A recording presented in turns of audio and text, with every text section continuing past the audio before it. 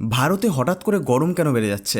Basically আপনি এখন ভারতের যে কোনো জায়গায় যান, সেখানকার টেম্পারেচার মিনিমাম 40 থেকে 50 ডিগ্রি হয়ে যাচ্ছে। ইনফ্যাক্ট ইন্ডিয়ান মেটালজিক্যাল ডিপার্টমেন্ট ইতিমধ্যেই নর্থ এবং নর্থ ইস্ট ইন্ডিয়ার বিভিন্ন শহর ও রাজ্যে রেড অ্যালার্ট জারি করেছে।